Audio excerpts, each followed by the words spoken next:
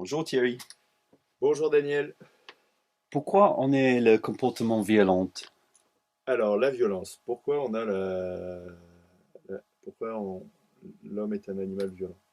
En fait, la violence, c'est très simple.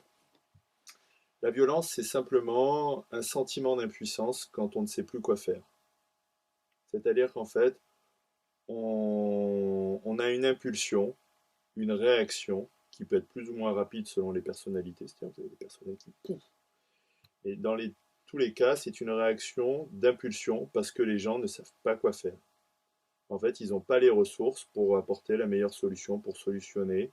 Et même des fois, ils ne savent même pas quel est le problème et ils ne savent même pas quelle est la solution. Donc en fait, c'est un problème de capacité, de connaissance, de, de contact avec soi pour connaître ses besoins et puis de contact avec l'extérieur pour avoir les bonnes solutions. Et en fait, ça amène à une impuissance. En résumé, hein, c'est tout simple. La violence, c'est un processus d'activation d'un sentiment d'impuissance.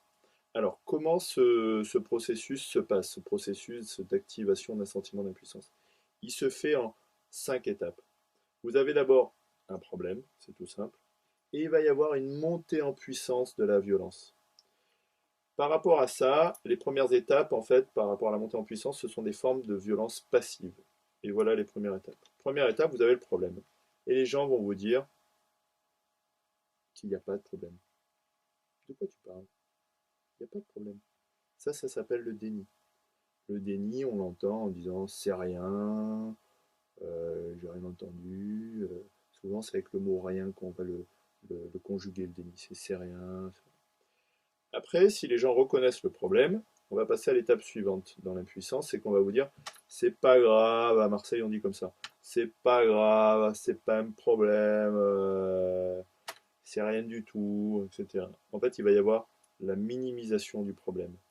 En fait, dans la première étape, on ne veut pas voir le problème.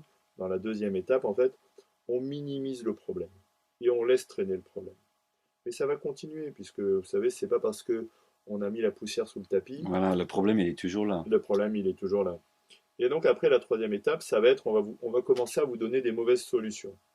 À Marseille, on va vous dire, détends-toi, reste tranquille, bois un pastaga, ça fait du bien, ça fait du bien, mais ça règle pas le problème. Oui, se détendre, ça fait du bien. Oui, une bière, ça fait du bien. Oui, s'amuser, ça fait du bien. Oui, respirer, ça fait du bien. Oui, prendre des vacances, ça fait du bien. Mais ça règle pas le problème. Et donc ça continue. Puisque comme le disait Lavoisier, rien ne se perd, rien ne se crée, tout se transforme. Donc le problème, il continue.